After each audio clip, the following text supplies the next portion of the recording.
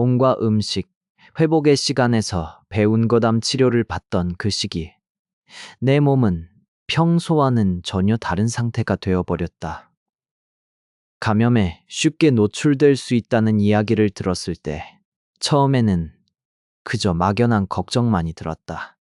하지만 치료가 진행되고 나날이 몸 상태가 달라지면서 나는 내 몸의 작은 신호들 하나하나에 민감하게 귀 기울이게 되었다.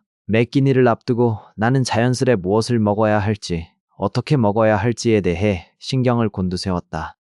식이 조절이 필요하다는 의료진의 조언은 내게 매우 구체적으로 와닿았다. 나름식, 특히 생선회나 육회 같은 음식은 당분간 멀리해야 한다는 당부를 받았다. 평소라면 주저없이 즐겼을 음식이지만 그 시기엔 모든 것이 조심스러웠다. 혹시라도 입속에 들어오는 음식 하나라도 내 건강에 영향을 줄 수 있다는 생각이 자연스레 내 행동을 바꿔놓았다. 음식은 반드시 익힌 것으로 위생에 각별히 신경을 쓰라는 말이 머릿속에 맴돌았다. 매번 식사를 준비할 때마다, 그리고 한 숟갈을 뜰 때마다 깨끗하게 조리되었는지, 혹시라도 문제가 없을지 몇 번씩 확인했다. 이런 과정이 반복되면서 나는 내 생활에 이전엔 없던 철저함이 자리 잡는 것을 느꼈다. 하지만 무엇보다 힘들었던 건 입맛이 변하고 소화 기능이 떨어진 것이었다.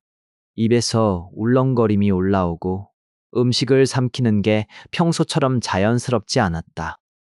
식사를 잘못하면 속이 불편해지고 어느새 식사량이 줄어들고 있다는 사실을 자주 깨달았다. 그럴 때마다 내 몸이 조금씩 더 약해지는 것 같아 두려움이 밀려왔다. 특히 근육량이 줄고 있다는 사실은 내게 큰 충격이었다. 거울을 볼 때마다 예전과 다른 내 몸, 살짝만 힘을 줘도 금세 피곤해지는 내 모습이 낯설기만 했다. 근육량이 줄어드는 것은 겉모습에만 영향을 주는 일이 아니었다. 몸속 깊은 곳에서부터 많은 변화가 일어나는 것 같았다. 힘이 빠지고 쉽게 지치고 일상에서 하던 동작 하나하나도 신중해질 수밖에 없었다. 이럴 때 의료진이 강조한 것이 식사량을 유지하고 가능하다면 가벼운 운동을 통해 몸의 기능을 유지하라는 것이었다. 예전 같으면 가볍게 넘겼을 조언이었지만 그 시기엔 절실하게 다가왔다. 내 몸을 지키기 위한 작은 노력이 그 어느 때보다 중요하게 느껴졌다. 특히 단백질 섭취의 중요성에 대해 반복해서 들었다.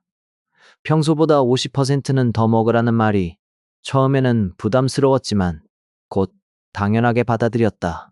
고기, 두부, 달걀 같은 단백질 식품을 식탁 위에 더 자주 올리려 애썼다. 또한 종합 비타민 등 영양 보충에 신경 쓰라는 조언도 생활의 일부가 되었다. 하루하루 챙겨 먹으며 내 몸을 조금이라도 더 건강하게 회복시키고 싶다는 소망이 간절했다. 치료를 하지 않는 시기에는 음식에 제한이 특별히 없다는 말을 들었지만 이미 내게 생긴 조심스러움은 쉽게 사라지지 않았다. 한동안은 모든 음식 앞에서 한 번 더 생각하고 내 몸의 반응을 살피게 되었다. 치료 후 자주 변을 보거나 소화와 관련된 문제가 생기면 그때그때 약을 처방받아 복용하기도 했다.